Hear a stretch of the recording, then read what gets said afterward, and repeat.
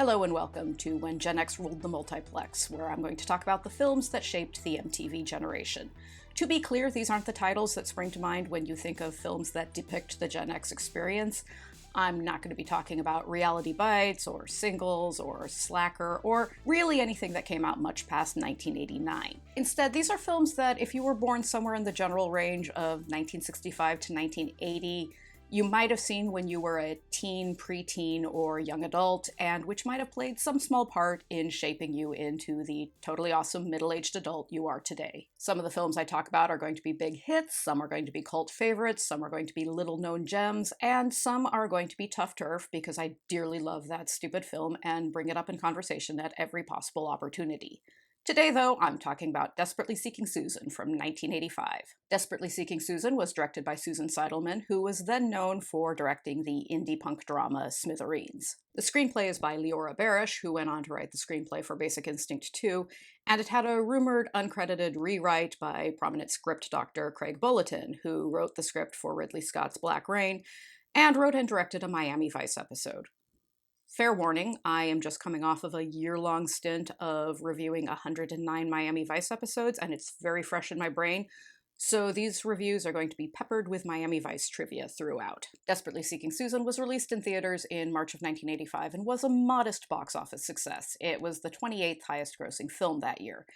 It was generally warmly received by critics and audiences, and it featured Madonna in her first starring role. It is a really delightful film. I'm going to be taking you through it, more or less from start to finish, pointing out interesting things along the way.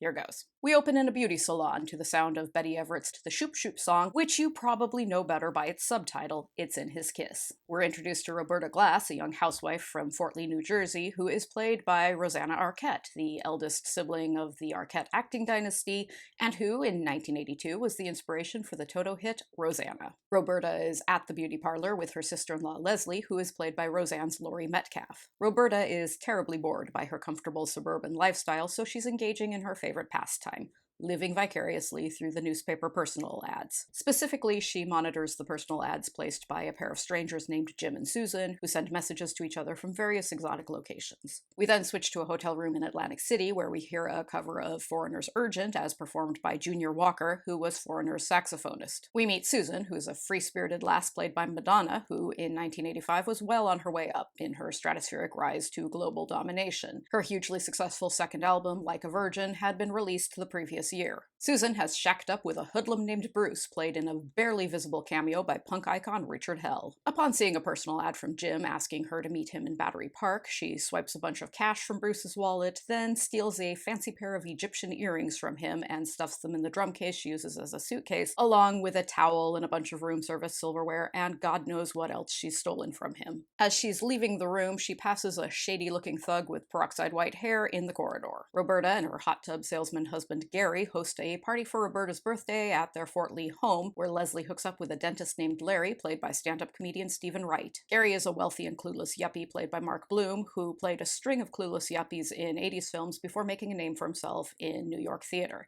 He passed away very recently from COVID-19. Susan takes the bus to New York City and freshens up after her journey, as one does, by using the hand dryers in the Port Authority ladies' room to dry her armpits. Madonna, of course, has undergone endless transformations in her long and successful career, but her Desperately Seeking Susan era look, with visible underwear under mesh or lace shirts paired with mismatched earrings and tons of necklaces and bracelets, will always be my personal favorite. Susan heads to a magic club, where Big Lebowski and Barton Fink star John Turturro pops up as Ray, the Master of Ceremonies. Susan chats with a cigarette girl, played by famed performance artist Ann Magnuson, then visits her friend Crystal, played by Anna Levine. Susan snags an invitation to crash with her for a while, though Crystal is clearly reluctant because Susan is a force of destructive chaos. Susan reads a newspaper given to her by an admirer, who is played by musician and one-time Sonic Youth drummer Richard Edson, who you almost certainly know as the valet who takes Cameron's dad's car for a joyride in Ferris Bueller's Day Off. The front page story is about Susan's ex-lover Bruce, who was murdered by the creep Susan passed when she left his room,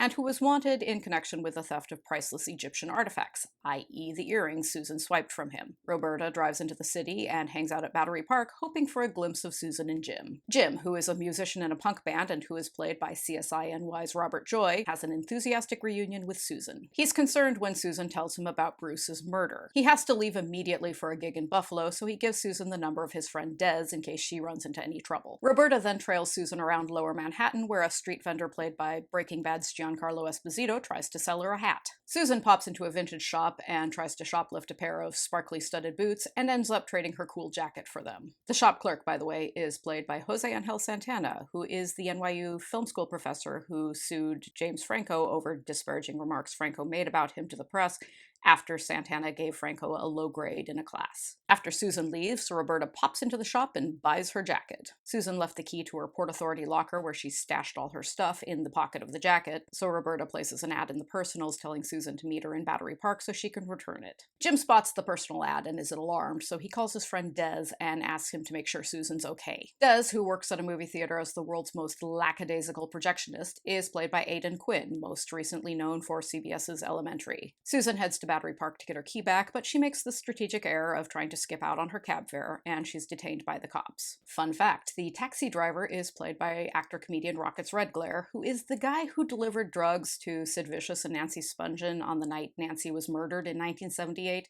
And some journalists and authors have theorized that Rockets Redglare, not Sid Vicious, is actually Nancy's killer. Dressed in Susan's distinctive jacket, Roberta is mistaken for Susan by the thug who murdered Bruce, a creepy dude named Nolan who is played by Falling Skies star Will Patton and who is trying to get the stolen earrings back. While escaping from Nolan, Roberta falls and hits her head. Des arrives and assumes Roberta is Susan, and Roberta, who is suffering from memory loss from the blow to the head, goes along with this. Her only possession is the locker key, so Roberta and Des head to Port Authority and pick up Susan's stuff. Roberta has nowhere to go, so Des offers to let her crash at his pad. Des's place is the apartment of my New York real estate dreams. It's a big loft above a Chinese restaurant with a huge painted mural of Bruce Lee and a fish tank used as a room divider. I share a tiny studio apartment with my sister, and we have bookcases covering probably 90% of our floor space, and even still, just based on our mutual love of Des's loft, we still regularly discuss amongst ourselves, should we get a giant fish tank to use as a room divider? When Des and Roberta arrive, Des's ex-girlfriend Victoria is in the process of cheerfully looting all his belongings. Victoria is played by Anne Carlisle, star of the deeply weird and deeply cool sci-fi cult film Liquid Sky, which I will absolutely be reviewing here at some point. Roberta and Des get drunk together and eat Chinese food out of cartons on the rooftop, and there are clear sparks between them. There's a postcard for the Magic Club among Susan's possessions, so Roberta goes there to see if anything jogs her memories back into place, and ends up getting a job as a magician's assistant. Gary, meanwhile, searches New York for his missing wife. He traces Roberta to the vintage store, and the clerk puts him in touch with Susan. Susan meets with Gary at a club where Madonna's hit single Get Into the Groove plays, while Susan and Gary bop around on the dance floor. Sensing an opportunity, Susan sort of ends up moving in with Gary. She makes herself right at home, raiding Roberta's wardrobe and hanging out by the pool, drinking wine and eating cheesy poofs while reading Roberta's diary. Susan and Gary are both utterly terrible people, in a very funny and endearing way, so it makes perfect sense that they'd hit it off. Roberta, dressed for her new gig as a magician's assistant, is trailed through dark alleys by Nolan. She ducks into a warehouse where the horny security guard is watching a TV commercial for Gary's hot tub dealership, which jogs Roberta's lost memory. She runs outside and gets attacked by Nolan. The cops arrive, Nolan splits, and somehow Roberta ends up getting arrested for solicitation. This is a scene that alarmed me terribly when watching this in a theater at the tender age of 11. You could be walking home from your job in your work clothes, and the police could take you to jail because they think you're a hooker. Roberta calls Gary from jail, but he's busy getting baked with Susan, so she calls Des instead, and he bails her out. A distraught Roberta tries to explain to Des that she isn't actually Susan, but they end up just having sex instead. Dressed in one of Gary's shirts, paired with boxers and thigh-high stockings, Susan drives into the city, where she's ogled by Edward Galland, David Kellman, and Robert Shafran, who are identical triplets infamously raised by 3 different families as part of a totally messed up and ultimately tragic psychological experiment. They were the subject of the 2018 documentary 3 Identical Strangers. A postcoital Roberta tries again to explain to Des that she's not Susan, but he assumes she's pulling running one of Susan's crazy scams. In the middle of all this, Jim shows up, and Des explains that he's fallen in love with Susan. Des and Jim decide to confront Susan to see which one she likes better, but Roberta slips away. Thanks to Susan's ad, everyone, Roberta, Des, Jim, Nolan, Susan, Gary, Leslie, and Larry the dentist, converges at the Magic Club. From the stage, Roberta spots Nolan in the audience. She yells for help, and in the chaos, Roberta dumps Gary, Nolan takes Susan hostage, and Roberta whacks Nolan over the head with a bottle and saves her. It wraps up at Des's movie theater, where a newly single Roberta snuggles with Des in the projection booth, while Susan and Jim snuggle in the audience. This is just a fun film, well directed, with a clever script and perfectly cast actors. The soundtrack's solid, and I should also give a shout out to Thomas Newman's score. I appreciate the care that went into making this film. For example, in our introduction to Susan, we see her snapping Polaroids of Bruce in her Atlantic City hotel room. A short time later, we see that the refrigerator in Roberta's home is covered with Polaroids of Gary, presumably taken by Roberta. Roberta buys Susan's sparkly jacket, and Susan later steals a sparkly jacket out of Roberta's closet, which she will then wear for the rest of the film. Even as Susan and Roberta look enough alike to be plausibly mistaken for each other, Jim and Des also look a lot alike. As different as Susan and Roberta are in terms of personality, this film nails the point that they are kindred spirits with very similar tastes. Much of the charm of this film lies in how much fun these characters are. Madonna gets a lot of flack for her various forays into acting, but nobody really gives her much crap for this performance, because she's good here. She's playing a grifter who mistreats everyone who crosses her path, and we don't really see any signs that she's got a heart of gold beneath that brassy exterior,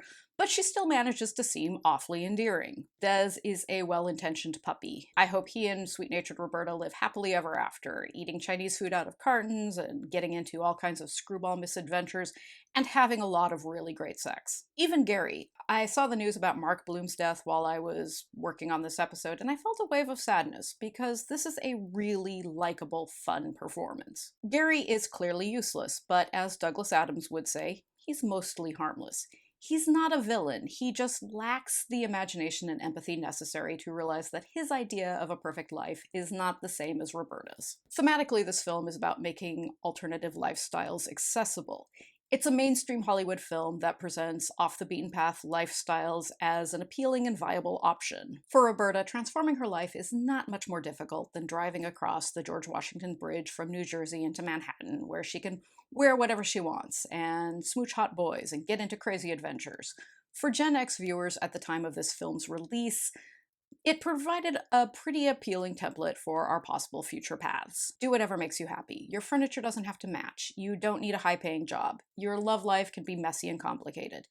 You can glue shells all over your phone if you like the way it looks. And that kind of makes sense with how we all turned out.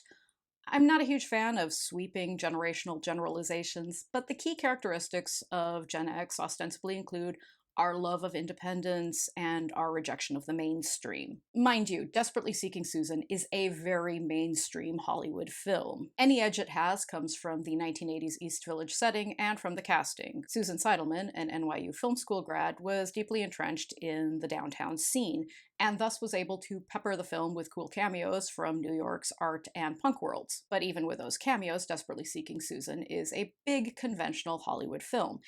And that's okay. It's a ridiculous escapist fantasy, but the lessons you can take away from it, especially if you're exposed to it when you're very young and haven't yet had much exposure to independent or alternative films, aren't bad ones. Many years ago, I'd read an interview with Blink-182's Mark Hoppus in which he referred to his band with great affection as the Fisher-Price My First Punk Band. I would say, again with great affection, that Desperately Seeking Susan is the Fisher-Price My First Punk film. You know how I mentioned earlier that I'm going to be dropping a lot of Miami Vice references into these reviews? Okay, well, there are no fewer than 12 actors in Desperately Seeking Susan who also appeared on at least one episode of Miami Vice. Mark Bloom, John Turturro, Anne Carlisle, Jose Angel Santana, Giancarlo Esposito, Annie Golden, Richard Edson, Victor Argo, Timothy Carhart, Lazaro Perez, Paul Austin, and Robert Joy. I have no earthly idea what you can do with that information, but all knowledge is power. That's about all I have to say about this particular colorful pile of fluff. If you join me next time, I'm going to get a little more nihilistic when I look at the 1984 cult classic Repo Man, starring Emilio Estevez and Harry Dean Stanton. Thank you very much for joining me, and I will meet you here then.